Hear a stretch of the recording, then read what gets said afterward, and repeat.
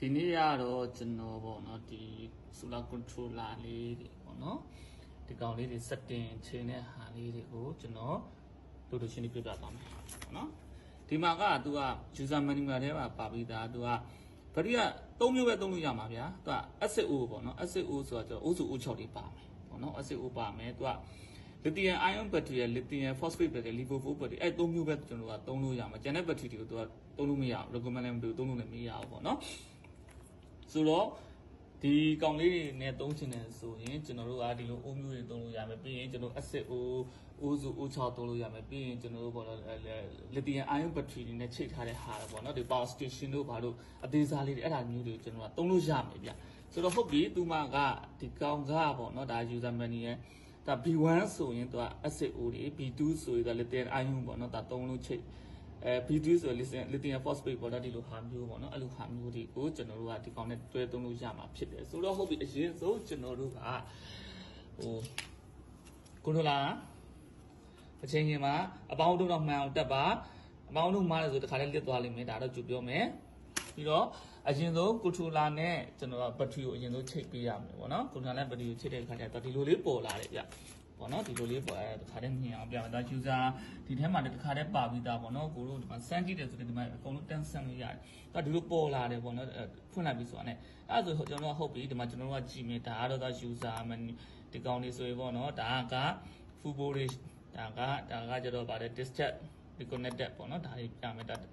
okay လောက်တာဆို battery type ရွေးတဲ့ဟာပေါ့နော်ဒီလိုလေးထောက်ပြီးသွားတယ်ဆိုရင်ကျွန်တော်တို့ကဒါဟိုလုပ်လို့ရမှာအဲ့ထဲမှာကျွန်တော်လိုအပ်တဲ့ဟာလေးတို့အရင်ဆုံးကျွန်တော်ပြောပြသွားမယ်ပေါ့နော်တကယ်ဟိုဒီကောင်ကအရင်ဆုံးဒါကြီးကိုနှိပ်ပြန်တယ်ကျွန်တော်ဒါလေးကိုပေါ့နော်ခဏလေးနှိပ်ထားလိုက်တယ်ဆိုရင်ဒါဆိုရင်ကျွန်တော်တို့က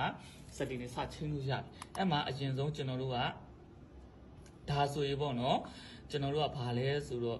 အားပြည့်တယ်ဆိုရင်ကျွန်တော်တို့ကဘယ်လောက်အားမှပြည့်တယ်ဆိုကျွန်တော်ဖြတ်ဟိုပေါ့တော့ဖြတ်ချမှာလဲဆိုတဲ့ဟာကျွန်တော်ကဟိုလောက်ရတာပေါ့နော်ဒါဆိုရင်ကြာလေးနှိပ်ထားတယ်သူကမကျင်တဲ့ခါတော့ခဏလေးနေတယ်ဆိုသူကဟိုပြင်ဖြစ်သွားတယ်အဲ့မှာဆိုကျွန်တော်တို့ကဒါဆိုရင်ပူအားတင်တာဒါဆိုရင်ပူအားချတာပေါ့နော်ဒါဆိုရင်ဒါတမျိုးရှိမယ်ဟုတ်ပြီအဲ့ဒါဆိုရင်ဒါရပြီးသွားဆိုရင်ဒီကောင်လေးကိုဟိုတော့8 9ခွန်လောက်ထားလိုက်မယ်ပြီးရပြီဒါဆိုဒါကတော့ကျွန်တော်တို့ ਨੇ မသက်ဆိုင်ဘူးပေါ့နော်ဒါ working hour လို့သတ်မှတ်တာပြီးပြီဒီကောင်ကကျတော့ဗတိအမျိုးအစားရှိတာဒီကောင်ဆိုရင်ဒီအမျိုးအစားအတွက်ပေါ့နော်B1 ဆိုရင်ဒါဆိုရင်ဒီကောင်ရွေးထားလိုက်ပြီဆိုရင်ကျွန်တော် acid O တဲ့သူကတစ်ခါတည်းဟိုသွား setting တစ်ခါတည်းချိန်ပြီးသားနောက်တစ်မျိုးက B2 ဆိုရင်သူက lithium battery တွေအတွက်ကိုသူကတစ်ခါတည်း setting ချိန်ပြီးသားပေါ့နော်ဒီမှာတစ်ခါတည်းပါပြီးသားပေါ့နော်ဒါဆိုရင်ဒါဆိုတော့ဟိုကသူကခဏလေးကြာခဏလေးနေပြီဆိုတော့သူကပြန်ပြောင်းသွားပြီအဲ့ဒါဆိုကျွန်တော်ကပြန်ချိန်မယ်ပြန်ချိန်ပြီးတော့ဒီမှာပြန်ပြောင်းလို့ရတယ်ခဏလေးစောင့်မယ်ဟိုဒါဆိုရင်ကျွန်တော်က B1 ပြောင်းB1 ပြောင်းထားလိုက်လို့ကျွန်တော်တို့ကဒါသူ့ရဲ့ voltage ကပြောင်းသွားတာဒါပေမဲ့ကျွန်တော်တို့က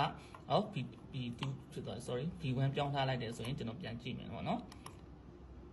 B1 ပြောင်းထားလိုက်တယ်ဆိုသူ့ရဲ့ဟာက40.2 volt ဖြစ်သွားတယ်ပေါ့နော်ဒီမှာ12.6 volt ဖြစ်သွားတယ်ဟိုကောင်မှာကျတော့10.7 volt ဖြစ်သွားတယ်အဲ့လိုတွေကျွန်တော်တို့ပြောင်းရတာဗျဆိုတော့ဟိုကျွန်တော်တို့ကအဓိကအဲ့မှာမပြောင်းဟိုပေါ့နော်ကျွန်တော်တို့ကဟိုပေါ့တော့သူပြောထားတဲ့ဟာကြီးတိုင်းကိုကျွန်တော်ကဒီသူတို့ရဲ့ auto setting ပေါ့နော် auto ပါတဲ့ဒီ battery voltage တွေကိုကျွန်တော်တို့ကဟိုဟာမလိုချင်ဘူးဆိုရင်ကျွန်တော်ကဒီတိုင်းနှိပ်ထားပြီးရနဲ့ sorry ဒီတိုင်းခဏလေးကြာလေးနှိပ်ထားလိုက်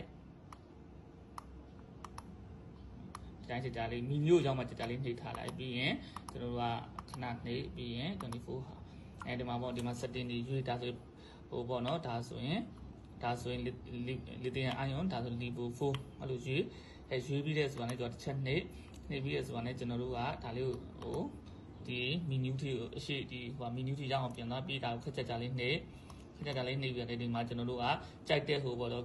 touch board တွေ discharge board တွေကိုကျွန်တော်ကဒီအပေါင်းနှုတ်လေးလုပ်ပြီးသတ်မှတ်လို့ရတယ်ပေါ့နော်ဒါစနစ်တက်မှာ9လောက်ထားပြီးဒါဆိုပြီးသွားပြီ30တက်မှ8လောက်ထား6လောက်ထားဒါဆိုပြီးသွားရင်ဒါဆိုရင် okay B1 okay ဒါဆိုရပြီပေါ့နော်ဒါဆိုရင်ဒီတိုင်းထားလိုက်တယ်ねဒါကကျွန်တော်ကစသုံးလို့ရပြီဒီပေါင်းတစ်ခုကတော့ကျွန်တော်တို့မီးသုံးတဲ့ဟာလေးပေါ့နော်လှုပ်သုံးတဲ့ဟာမီးပွင့်လေးတွေသုံးတဲ့ဟာဒီကောင်ကကျတော့ဒါဟိုပေါ့နော်ဒီဖုန်းအားသွင်းဖို့အတွက်တော့ထည့်ထားတဲ့ဟာလေးပေါ့နော်ရမှာပေါ့နော်ဒါဆိုတော့ဒါစင်ပြေသွားပါပြီပေါ့နော်ဟို voltage တွေတတ်မှတ်တဲ့ဟာရောဒါကတော့ကိုယ့်အနေ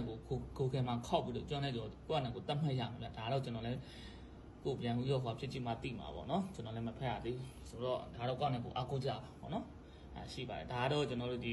controller ဈေးသက်သာတဲ့ controller လေးကိုဒါ setting ချိန်နဲ့နှီးပါခင်ဗျ